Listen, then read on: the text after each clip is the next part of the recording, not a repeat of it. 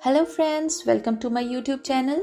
आज हम आपके लिए लाए हैं एक खास video, aunt Jennifer's tigers, written by Adrienne Rich. इस पोयम में एक महिला अपनी कला के माध्यम से अपनी गहरी भावनाओं को प्रेजेंट करती है।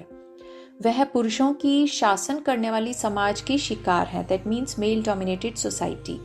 उसके पास ऐसा कोई नहीं है जिसके साथ वह अपना दर्द शेयर कर सके, इसलिए वह एक चित्र बनाती है जिससे वह अपनी गहरी भावनाओं को व्यक्त कर सके। तो चलिए शुरू करते हैं with first stanza. Aunt Jennifer's tigers prance across a screen, bright topaz denizens of a world of green. They do not fear the man beneath the tree.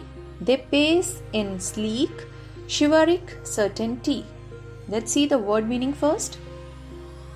Here, prance means कूदते हुए चलना, उछलते, walking energetically. Here it symbolises spirit of freedom. Topaz means पुखराज। यह एक प्रकार का कीमती पत्थर होता है। A clear yellow precious stone, they look very shiny yellow crystals. Denizens means inhabitant और निवासी। A world of green means the green forest to which the tigers belong. Pace means speed at which something moves, Hindi में इसे गति कहते हैं। Sleek means something smooth. शिवारिक means पराक्रमी, that means courage, confidence which tigers possess. So इस कविता में कवि एक महिला का वर्णन करती हैं जिसे वे आंट जेनिफर के रूप में प्रेजेंट करती हैं। कवि कहती हैं कि वह एक कपड़े के टुकड़े पर कढ़ाई कर रही हैं। उसने उसमें खूबसूरत टाइगर्स बनाए हैं जो हरियाली से भरे जंगल में तेजी से कूदते हुए चल रहे हैं। इसके साथ ही उसने टाइगर्स की सुंदरता का भी वर्णन किया है जो टोपैज के समान है। कवि आंट जेनिफर द्वारा बनाए गए टाइगर्स को डिस्क्राइब करती हैं। टोपैज एक प्रकार का चमकीला शाइनी येलो क्रिस्टल पत्थर होता है जो बहुत ही सुंदर और चमकीला होता है। यहाँ पर पोएट ने तुलना की है टोपैज की टाइगर्स के साथ। Bright topaz denizens of a world of green means यह टाइगर्स शाइनी टोपैज क्रिस्टल की तरह सुंदर दिखते हैं और यह जंगल के निवासी होते हैं। They do not fear the man beneath the tree. यह किसी इंसान से नहीं डरते जो पेड़ के नीचे बैठे रहते हैं। उनकी जो गति होती है यानी स्पीड, वह बहुत ही सुंदर और आकर्षक होती है। वह बड़े प्राउडली एंड बोल्डली चलते हैं क्योंकि वह निडर होते हैं और किसी से नहीं डरते। तो फर्स्ट स्टैंजा में पोएट ने टाइगर की खूबसूरती का बखान किया है कि वह बहुत ही एनर्जेटिक होते हैं, वह खूबसूरती में टोपैज की तरह होते हैं, जंगल में रहते हैं और किसी से नहीं डरते। वह निडर होकर जंगल में घूमते हैं। पुरुषों की प्रेजेंस उन पर कोई प्रभाव नहीं डालती है क्योंकि वह डरपोक नहीं है। Let's read the second stanza. Aunt Jennifer's fingers fluttering through her wool find even the ivory needle hard to pull. The massive weight of Uncle's wedding band sits heavily upon Aunt Jennifer's hand. Let's see the word meaning. Here fluttering means nervous, घबराहट.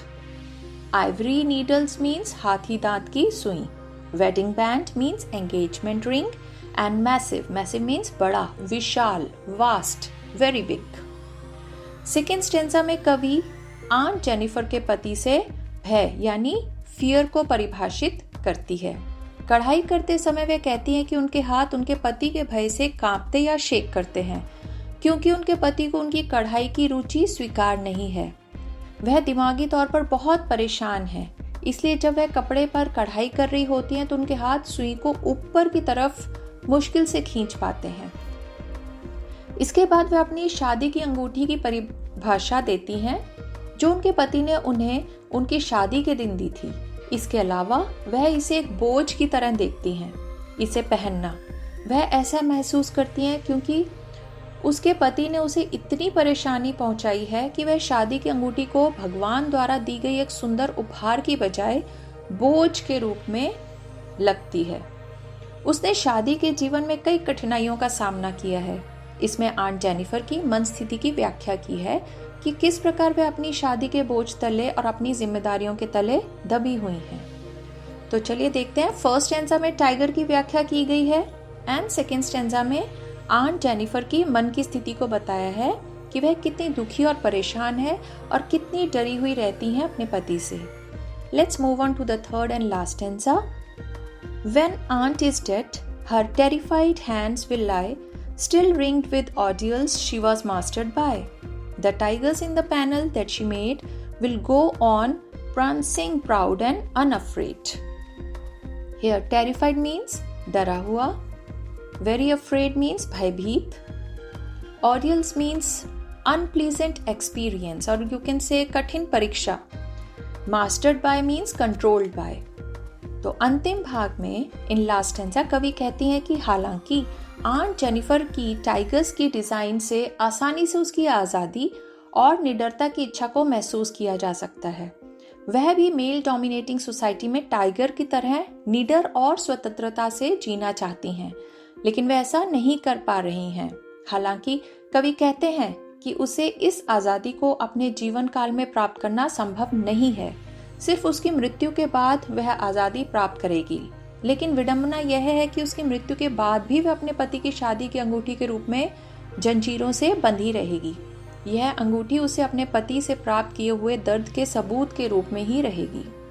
लेकिन उनके द्वारा बनाए गए tigers हमेशा उसकी निडरता की इच्छा को प्रतिष्ठित करेंगे, जब वे कपड़े के टुकड़े पर बहादुरता से और गर्व से छलांग लगाएंगे बिना किसी डर के।